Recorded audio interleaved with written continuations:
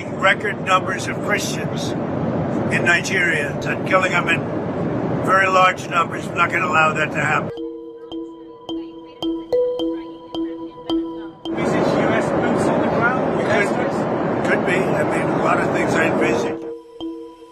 Ce qui se passe maintenant au Nigeria, personne n'en parle, mon cher Régis Le Sommier, c'est assez frappant. Et là, c'est intéressant parce qu'au Nigeria, ce sont des villages chrétiens qui sont massacrés dans l'indifférence presque totale de la communauté internationale depuis plusieurs années. Des familles sont décimées, des églises brûlées, des enfants abattus pour leur foi. Donald Trump est le seul chef d'État, vous me contredirez s'il le faut, Régis Le Sommier, à être sorti du bois pour condamner fermement ces massacres de chrétiens. Il accuse le gouvernement nigérian de fermer les yeux sur ces crimes et menace désormais de couper les ailes, voire d'intervenir militairement. Où est la communauté internationale? Où sont les voix qui s'élèvent quand les innocents tombent? Jusqu'à quand restera-t-on spectateur de ces massacres? Chers peuples du monde, chers peuples de partout, ce message est pour vous qui rêvez d'un monde équitable, pour vous qui rêvez d'un futur meilleur, pour vous qui rêvez d'un monde sécurisant pour vos enfants, pour vous qui en avez assez du sang d'innocents versé, qui en avez assez de ces démons preneurs de décisions et qui ne font que répandre la guerre, la misère, le massacre, décimant des peuples entiers, rien qu'à cause des richesses souterraines qui regorgent leur terre. Femmes, enfants, vieillards et hommes sont crucifiés en milliers, voire millions, dans des actions parfois déguisées en actions de sauvetage au départ et qui se résultent et laisse place à une instabilité et désordre de jungle qui ne dit pas son nom.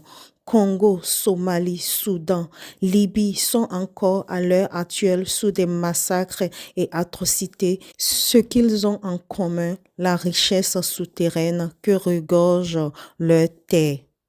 Mali, Burkina, Niger mènent à l'heure actuelle une bataille sans fin et rude contre les dénommés terreaux.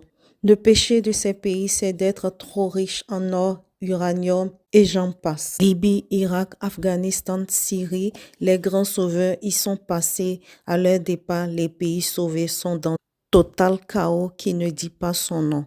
Notons que ces pays sont toujours occupés par des personnes qu'on était venu combattre pour sauver leur population. Et on abandonne la population aux mains de ces terreaux qui sont encore plus aguerris et plus armés. Chers peuples africains, chers peuples de partout, voilà qu'ils envisagent encore venir au Nigeria en disant le fait que les chrétiens sont tués en masse au Nigeria.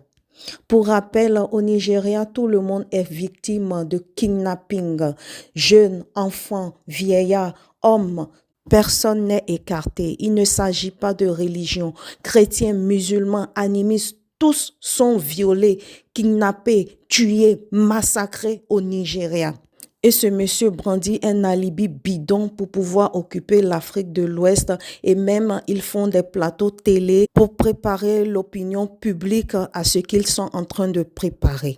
N'oublions pas que le Nigeria est riche, a un sous-sol très riche en pétrole.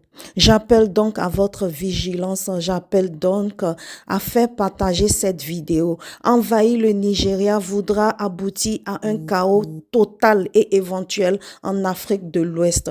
Je vous en prie, il y a tellement de sang qui coule partout dans le monde. Il y a tellement d'innocents qui meurent. Ne les laissez pas venir s'installer en Afrique de l'Ouest. Assez, on a assez. On a assez de ces minorités qui prennent des décisions pour engouffrer, pour mettre le monde dans un gouffre interminable de sang versé. On a assez, assez. Faites tourner la vidéo, faites partager ce message pour que ces gens-là arrêtent leur massacre.